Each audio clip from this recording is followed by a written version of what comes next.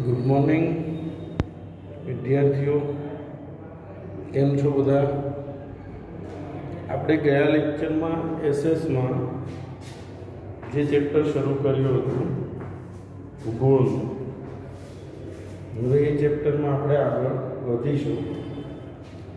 તો આ જે ચેપ્ટર છે બરાબર છે, ભારત स्थान भूस्तरीय रचना भूपृष्ठ 1 पेज नंबर 9 बराबर। एम आपणे भारतनु स्थान विषे थोड़ो अभ्यास कर्यो तो क्या आवेलो छे बधी वस्तुनी आपणे चर्चा करी। हवे आपणे भारतना पेज नंबर 101 ऊपर बराबर है, पेज नंबर 101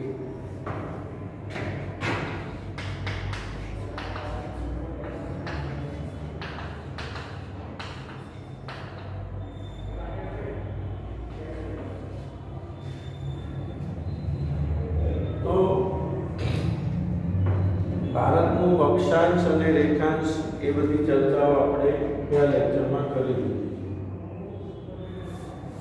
हवे एमां आपणे आगळ वधीए तो भारतनो भूमिभाग, भारतनी जे जमीन छे एशिया खंडनी दक्षिण तरफ आवेलो छे। भारत छे एशियामां कई बाजु छे, एशिया खंडमां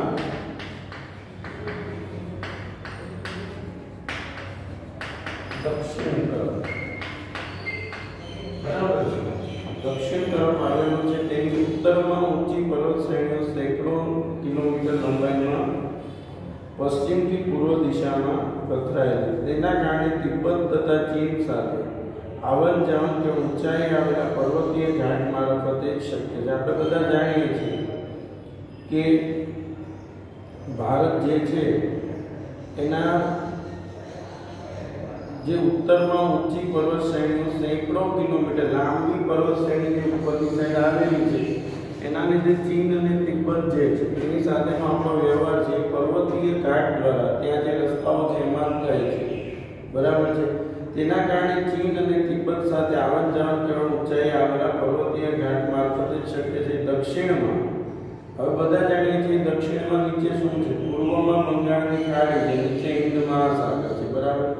તો ભારતીય દ્વીપકલ્પની પૂર્વમાં બંગાળની ખાડી, પશ્ચિમમાં અરબ સાગર તથા દક્ષિણે હિન્દ મહાસાગર આવેલા ત્રણ બાજુ ભારત સમુદ્રથી ઘેરાયેલો છે। આપણો દેશ છે અહીંયા નીચે શું છે, હિન્દ મહાસાગર,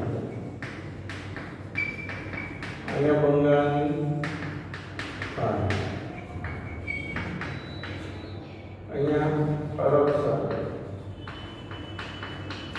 અને અહીંયા જે ઉપરની સાઈડ છે ત્યાં પર્વતીય ઘાટ આવેલા છે અને ત્યાંથી આપણો ચીન સાથેનો, તિબ્બત સાથેનો વ્યવહાર એ પર્વતીય ઘાટના રસ્તાઓ દ્વારા છે બરાબર।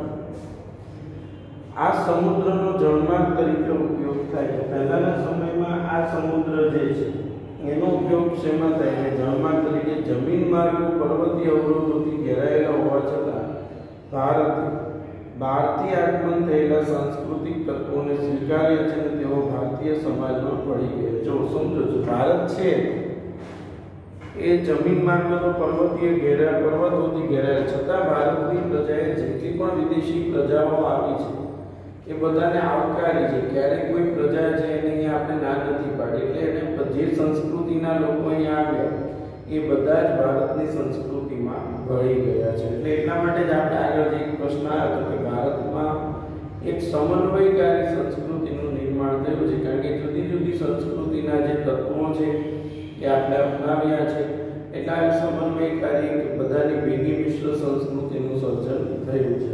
હવે આગળ વધીએ તો ભારતનું વ્યૂહાત્મક સ્થાન, આજે તમે આકૃતિ જોઈ રહ્યા છો, નીચે વાંચીએ છીએ ભારત પૂર્વ ગોળાર્ધમાં મોકળાનું સ્થાન ધરાવે છે। ભારત પૂર્વ ગોળાર્ધમાં મોકળાનું સ્થાન ધરાવે છે। પૂર્વ ગોળાર્ધની અંદર અગત્યનું ગણવામાં આવે છે, એટલે કે ભારત પૂર્વ ગોળાર્ધમાં મહત્વનું મોકાનું સ્થાન ધરાવે છે. સામાન્ય મોકાનું સ્થાન જેની વાત કરીએ અને તેનું વ્યૂહાત્મક મહત્વ પણ વિશેષ છે, જેમાં પ્રાચીન કાળમાં પરસ્પર સંબંધોને વિકસાવવામાં સમુદ્રનું મહત્વપૂર્ણ યોગદાન છે. આપણે બધા જાણીએ છીએ ભારતનો પ્રાચીન કાળમાં જે વેપાર થતો હતો એ બધો દરિયાઈ માર્ગે થતો, એટલે ભારતનો જે વેપાર છે વિકસાવવામાં સમુદ્રનો ફાળો સૌથી મહત્વનો. કારણ કે જેટલી પણ પ્રજાઓ ભારતમાં મોટાભાગની પ્રજાઓ છે એ કઈ રીતે આજે સમુદ્ર માર્ગે ભારતમાં વેપાર કરવા આવી, એટલે સમુદ્રનો ફાળો ભારતના વેપારને વિકસાવવામાં ખૂબ જ મહત્વનો રહ્યો છે. હવે ભારતનું મોકાનું સ્થાન એનું કારણ આ જ છે કે આ જે હિન્દ મહાસાગર છે ત્યાંથી જ વિશ્વના મોટાભાગના દેશો છે એના વહાણો પસાર થાય છે, એટલા માટે આપણું સ્થાન કેવું છે, મહત્વનું. જો હિન્દ મહાસાગરના શીર્ષસ્થ સ્થાન, હિન્દ મહાસાગર છે એની ઉપર ભારત છે, હિન્દ મહાસાગરના શીર્ષસ્થ સ્થાને ભારત આવેલું છે. પૂર્વ આફ્રિકા, પશ્ચિમ એશિયા, દક્ષિણ એશિયા. જો પૂર્વ આફ્રિકા,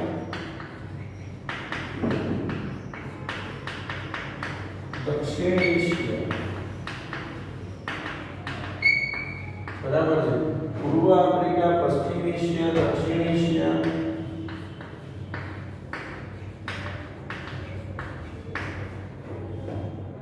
અને દક્ષિણ પૂર્વ એશિયાના દેશોની સાથે દક્ષિણ પૂર્વ એશિયાના દેશો, આ દેશોની સાથે સમુદ્ર માર્ગો દ્વારા ભારતનો સંબંધ પ્રાચીન કાળથી રહ્યો છે. પરિણામે ભારતના દેશોની સાથે ઘનિષ્ઠ સાંસ્કૃતિક અને વ્યાપારિક સંબંધો પોતાના વિશિષ્ટ સ્થાનને કારણે વિકસાવ્યા. આ જે બધા દેશો છે પૂર્વ આફ્રિકા, દક્ષિણ એશિયા, પશ્ચિમ એશિયા, દક્ષિણ પૂર્વ એશિયાના દેશો જે છે એ બધા સાથે આપણા વર્ષોથી વેપારી સંબંધો રહ્યા છે, અને આ વેપારી સંબંધોને કારણે ઘનિષ્ઠ સાંસ્કૃતિક અને વ્યાપારિક સંબંધો પોતાના વિશિષ્ટ સ્થાનને કારણે વિકસાય. હિન્દ મહાસાગરમાં કોઈ પણ દેશની તટીય સીમા ભારત જેવી નથી. જો હિન્દ મહાસાગરની અંદર ભારતનો જે દરિયા કિનારો, તટીય સીમા જેવી વિશ્વના કોઈ દેશની નથી, એટલે તટીય સીમા ભારત જેવી નથી. ભારતના આ મહત્વના સ્થાનને કારણે એક મહાસાગરનું નામ એટલે હિન્દ મહાસાગર તેના નામ પરથી રાખવા. ભારત હિન્દ, હિન્દ ઉપરથી હિન્દ મહાસાગર, એક જ એવો મહાસાગર છે કે જેનું નામ ભારતની સંસ્કૃતિ ભારત ઉપરથી રાખવામાં આવ્યું છે. આ મહત્વના સ્થાનને કારણે એક મહાસાગરનું નામ એટલે કે હિન્દ મહાસાગર તેના નામ પરથી રાખવામાં આવ્યું છે. એટલે આ પ્રશ્ન બહુ અગત્યનો છે. ભારત મોકાનું સ્થાન ધરાવે છે, તો કે શું આવ્યું એની અંદર? ખાસ તો હિન્દ મહાસાગરના શીર્ષસ્થ સ્થાને ભારત આવેલો છે. પૂર્વ આફ્રિકા, પશ્ચિમ આફ્રિકા, દક્ષિણ એશિયા, પશ્ચિમ એશિયા, દક્ષિણ પૂર્વ એશિયાના દેશો સાથેનો આપણો સંબંધ છે હિન્દ મહાસાગરને કારણે ખૂબ જ વધ્યો છે, અને વર્ષોથી આપણો વેપારનો સંબંધ આ મહાસાગરને કારણે રહ્યો છે. અને ભારતનો જે તટીય ક્ષેત્ર છે, દરિયા કિનારો, એવો કોઈ દેશનો દરિયા કિનારો હિન્દ મહાસાગરમાં નથી. એટલા માટે હિન્દ મહાસાગર જે છે એની અંદર ભારતનું સ્થાન સૌથી મહત્વનું છે. ને એટલે હિન્દ મહાસાગરનું જે નામ છે આપણા હિન્દ સંસ્કૃતિ, હિન્દ ઉપરથી હિન્દ મહાસાગર એવું નામ રાખવામાં આવ્યું છે. આમ આ રીતે ભારતનું સ્થાન મહત્વનું અને મોકાનું છે. આંતરરાષ્ટ્રીય જળમાર્ગો પર ભારતનું સ્થાન પણ મહત્વનું છે. આંતરરાષ્ટ્રીય જળમાર્ગની વાત કરીએ, તમે હવે આ આકૃતિ જુઓ તો તમને ખ્યાલ આવશે કે ઈસવીસન 1869 માં સુએઝ નહેર શરૂ થઈ. 1869 સુએઝ નહેરની શરૂઆત. હવે આ સુએઝ નહેર શરૂ થવાથી, બરાબર છે, સુએઝ નહેર શરૂ થવાથી ભારત અને યુરોપ વચ્ચેનું અંતર આશરે 7000 કિલોમીટર ઘટી ગયું છે. હવે આ જે નહેર બની, સુએઝ નહેર, એના લીધે ભારત અને યુરોપનું જે અંતર છે એ કેટલું ઘટી ગયું છે? 7000 કિલોમીટર, બરાબર છે. સુએઝ નહેર શરૂ થઈ એના લીધે 1869 માં ભારત અને યુરોપ વચ્ચે જે સુએઝ નહેર શરૂ થવાથી ભારત યુરોપનું અંતર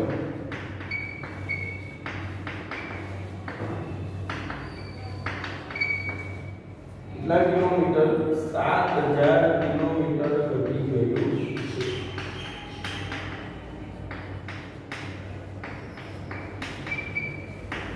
બરાબર। પૂર્વ તથા દક્ષિણ પૂર્વ એશિયા અને ઓસ્ટ્રેલિયાથી આફ્રિકા તથા યુરોપને સાંકળતા જળમાર્ગ, મેં તમને હમણાં જ કીધું હિન્દ મહાસાગર કેમ મહત્વનો હતો।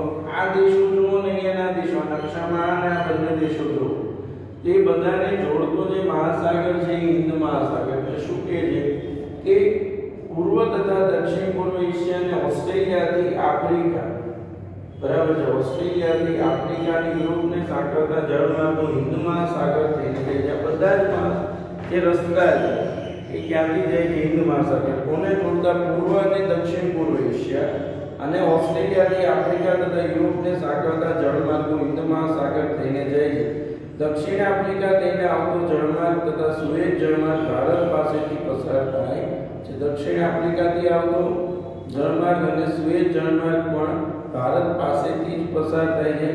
એ જ માર્ગ દ્વારા ઇન્ડોનેશિયાથી મલાક્કા સમુદ્ર જૂની થઈને પેસિફિક મહાસાગર પસાર કરીને કેનેડા તથા યુએસ પહોંચી શકાય છે। અને આ જ માર્ગેથી, બરાબર, જો દક્ષિણ આફ્રિકા થઈને આવતો જળમાર્ગ તથા સુએઝ જળમાર્ગ ભારત પાસેથી પસાર થાય છે।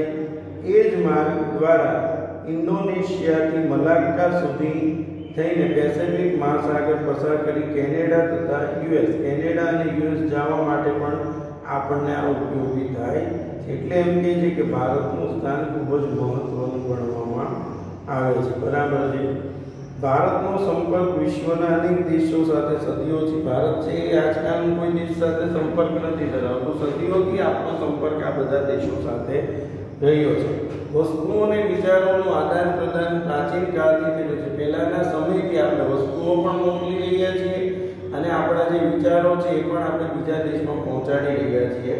આ જ પ્રમાણે ઉપનિષદોના વિચારો, રામાયણ તથા પંચતંત્રની વાર્તાઓ, ચિકિત્સા પદ્ધતિ, ભારતીય અંક અને દશાંશ પદ્ધતિ વગેરે, આ જ પ્રમાણે ઉપનિષદોના વિચારો, ઉપનિષદ સાહિત્ય જે છે ભારતનું, જે ગ્રંથો છે ઉપનિષદના વિચારો હોય, રામાયણ અને પંચતંત્રની વાર્તાઓ, ચિકિત્સા પદ્ધતિ, ભારતીય અંક અને દશાંશ પદ્ધતિ વગેરે વિશ્વના વિભિન્ન ભાગો સુધી પહોંચી શક્યા। આ બધી જ વસ્તુ જે ભારતના વિભિન્ન ભાગો સુધી પહોંચી છે। પછી પંચતંત્રની વાર્તા, રામાયણ, ઉપનિષદ, ચિકિત્સા પદ્ધતિ, ભારતની અંક અને દશાંશ પદ્ધતિ, આ બધું વિશ્વ સુધી કેમ પહોંચ્યું? કારણ કે ભારતનો જે વ્યવહાર છે આજકાલનો ને પણ વર્ષોથી બીજા દેશો સાથે રહ્યો છે, એટલા માટે આપણી આ જે વસ્તુઓ સારી છે બધી વિદેશો સુધી પહોંચી છે। હવે જે ભારતના પડોશી દેશોની આપણે વાત કરીએ, બરાબર છે, તો આપણા પડોશી દેશો બધાને ખબર છે, શ્રીલંકા નીચે છે, બાજુમાં મ્યાનમાર, બર્મા, બાંગ્લાદેશ છે, ચીન છે, ભૂટાન છે, નેપાળ છે, બરાબર છે, પાકિસ્તાન છે, અફઘાનિસ્તાન છે, આપણા પડોશી દેશો છે। હવે ભારતના પડોશી દેશોની વાત કરીએ તો દક્ષિણ એશિયામાં ભારતનું એક મહત્વપૂર્ણ સ્થાન છે। બરાબર છે। ભારતના પડોશી દેશોની આપણે વાત કરી રહ્યા છીએ। ભારતના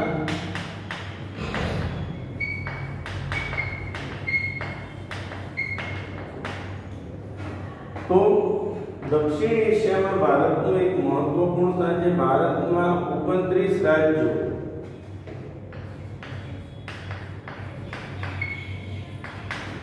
દિલ્હીનું રાજ્ય એક રાષ્ટ્રીય રાજધાનીનો પ્રદેશ,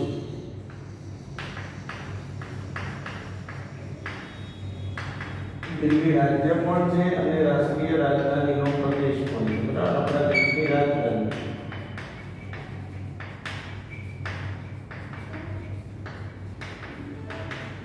પ્રદેશ અને 6 સંઘ શાસિત પ્રદેશો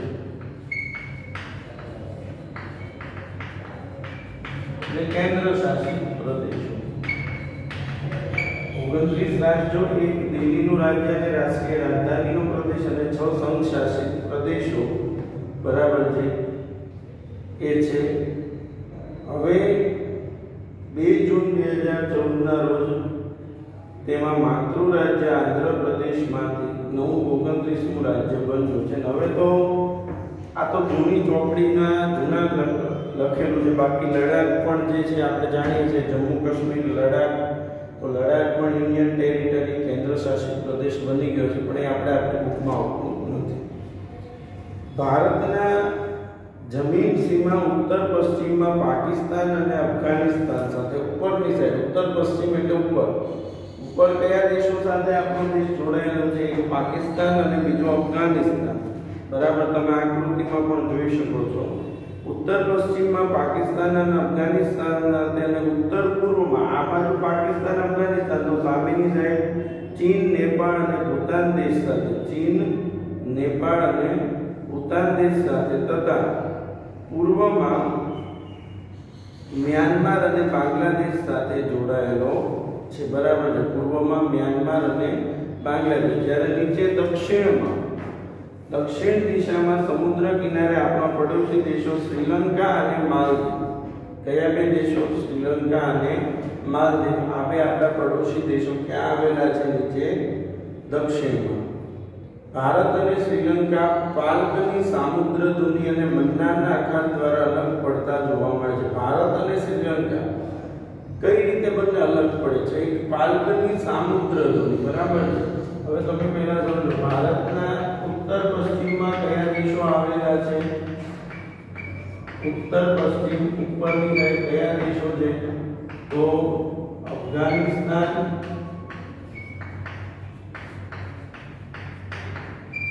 અને પાકિસ્તાન. જ્યારે ભારતના ઉત્તર પૂર્વમાં ચીન, ભૂટાન અને નેપાળ. જ્યારે પૂર્વમાં મ્યાનમાર અને બાંગ્લાદેશ. જ્યારે દક્ષિણ દિશામાં શ્રીલંકા બરાબર આવેલા છે. હવે ભારત અને શ્રીલંકા પાલકની સામુદ્ર ધુની અને મન્નારના અખાત દ્વારા ભારત અને શ્રીલંકા એકબીજાથી અલગ કઈ રીતે પડે છે? ભારત અને શ્રીલંકા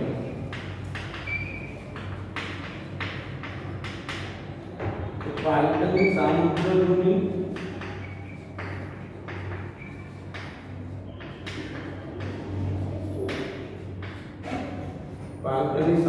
ધુની અને મન્નારના અખાત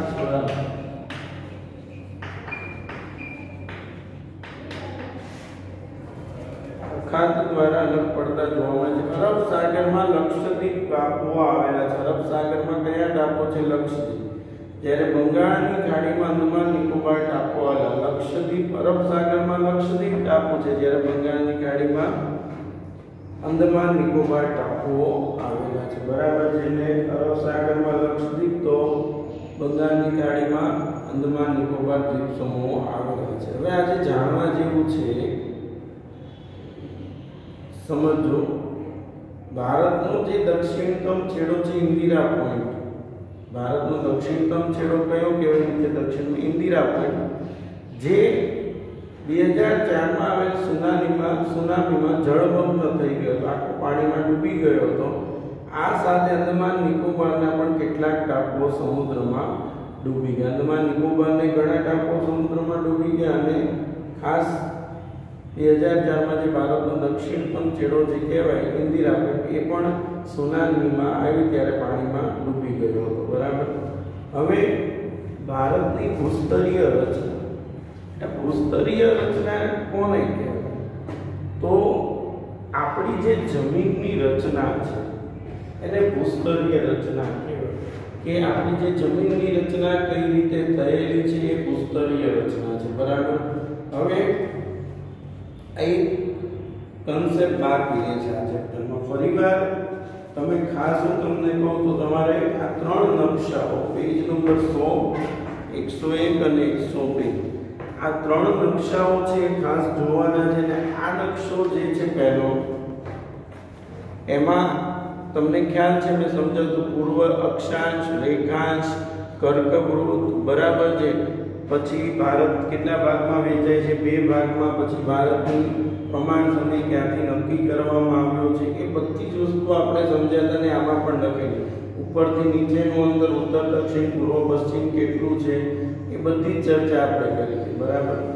આની અંદર ભારતનું સ્થાન આપ્યું છે બીજા નકશામાં કે ભારત છે એની ઉત્તર ભારત છે એની નીચે જે દક્ષિણ મહાસાગર આવેલો છે, હિન્દ મહાસાગર. પછી ઉપરની સાઈડ જોવા જઈએ તો ચીન અને જે ચીન છે એની સાથે આપણી જે પર્વતીય ઘાટ દ્વારા જ આપણો વ્યવહાર થાય છે. ત્યારે ત્રણ બાજુ સમુદ્ર છે, બંગાળની ખાડી, અરબ સાગર અને હિન્દ મહાસાગર, એ બધી આપણે ચર્ચાઓ કરી. તમારે આને આ જે વસ્તુઓ છે આ વારંવાર રિપીટ કરશો, 2-3 વખત વાંચશો એટલે તમને સરળતાથી આવડી જશે અને પછી પ્રશ્નોના જે જવાબ છે એ તૈયાર કરવાના છે. ત્યાં સુધી પ્રશ્નોના જવાબ પણ નહીં થાય. હવે હું તમને પ્રશ્નોની પણ થોડી આજે ચર્ચા કરી લઈએ. તો સ્વાધ્યાયની અંદર તમારે પહેલો જે પ્રશ્ન છે, પહેલામાં પહેલો પ્રશ્ન, ત્રીજો પ્રશ્ન, ચોથો પ્રશ્ન. પ્રશ્ન નંબર 1 માં પહેલો, ત્રીજો અને ચોથો શબ્દોની સંકલ્પના સમજાવવામાં પહેલું, બીજું, ત્રીજું અને પાંચમું. શબ્દોની સંકલ્પનામાં 1, 2, 3 અને 5 આ 4 સંકલ્પનાઓ જવાબ લખો. નીચેના પ્રશ્નોના જવાબ. એમાં પહેલો અને બીજો એ બંને પ્રશ્નો કરવાના છે અને ખાસ જે એમસીક્યુ છે ચોથો પ્રશ્ન મેઇન, એની અંદર પહેલો, બીજો બધા જ કરવાના છે. 5 આપણે પ્રશ્નો આવી ગયા છે એટલે 5 એમાંથી કરવાના છે એમસીક્યુ. એટલે હવે માત્ર જે પ્રશ્ન રહેશે આપણે બાકી એ છે ભૂસ્તરીય રચનાને લગતા. અને ભારતની જે ભૂસ્તરીય રચના છે એની આપણે ચર્ચા જે છે એ આવતા લેક્ચરમાં કરીશું, કારણ કે આ એક આખો ટોપિક અલગ છે. શાંતિથી સમજીશું જેથી કરીને કોઈ તકલીફ ના પડે. બરાબર છે વિદ્યાર્થીઓ? તમે ખાસ આ ભારતનું સ્થાન એકવાર સમજી લો. આખું ફરીવાર વારંવાર રિપીટ કરું છું. ભારતનું સ્થાન એકવાર તમને ખબર પડશે એટલે તમારા મગજમાં ઘણા બધા જે પ્રશ્નો સામનામલ થઈ જશે કે ભાઈ ક્યારેક કોઈ ચર્ચા કરે, કોઈ વાત કરતું હોય કે ભાઈ દક્ષિણમાં આવેલું છે એટલે આપણને તરત ખ્યાલ આવે કે દક્ષિણ એટલે નીચેની વાત થઈ રહી છે. બરાબર છે. પછી પૂર્વ, તો પૂર્વ એટલે કયું આવે? આમ આપણે વિચારીએ પશ્ચિમ બંગાળ એટલે પશ્ચિમ હશે. પશ્ચિમ બંગાળ એ પૂર્વ દિશા છે અને ગુજરાતને છે એ પશ્ચિમ દિશા. તો આ બધી વસ્તુઓ થોડું ધ્યાન રાખવાનું છે. બરાબર છે. આવતા લેક્ચરમાં આપણે આગળ દાખલા આગળના પ્રશ્નો ભણીશું. બરાબર છે. Thank you.